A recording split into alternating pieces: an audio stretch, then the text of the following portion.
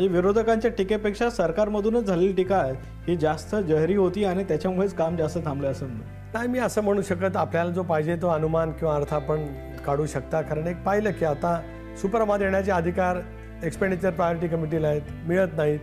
खर्च करायला परवानगी देणे म्हणजे मग कामाला प्रगतीला वाव मिळणं असं नाही होत. निर्णय काही प्रमाणातले घेतले गेले पाहिजे. ठीक आहे, तपासा ना.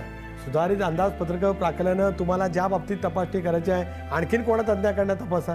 काय त्याच्यामध्ये वाढ चुकीची असेल तर ती कमी करा. पण प्रकल्प थांबवून आम्ही काय पत्रात घेणार आहोत? त्या प्रकल्प थांबवण्याने महाराष्ट्राच्या विकासावरती दूरगामी परिणाम होतो आहे. पण हा निर्णय तुम्हीच घेतला होता प्रकल्प थांबवण्याचा. तुमचा स्वतःचा निर्णय होता की मुख्यमंत्र्यांनी घ्यायला सांगितलं? सुधारित प्रशासकीय मान्यता नसल्यामुळेच कामं थांबली ना. सुपरमापेक्षा अधिक खर्च करायला बंदी आहे जे समितीमध्ये आहे. सुपरमापेक्षा अधिक खर्च करणं म्हणजे आर्थिक उल्लंघन करणं आहे. मग कारवाई होते, मग आम्हाला निष्करण दोषी धरलं जातं. प्रकल्पाच्या व्यापक हिताचा विचार करून त्या संदर्भातली जी काही आज आपण शिस्त आहे ती पालन त्याचं केलंच पाहिजे. त्याच्यामुळे मग इतर काय बाबी येत नाहीत. मग आपण वित्तीय शिस्तीचं कुठेतरी उल्लंघन केलं असं मग आरोप येत राहतो. मग पुन्हा आम्ही ठेकेदारांवरती बेनजर केली असं होतं. उदाहरण देईन तुम्हाला कृषी खुर्द राष्ट्रीय प्रकल्प आहे.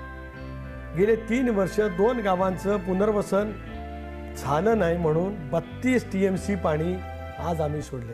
दिस is an criminal waste of water.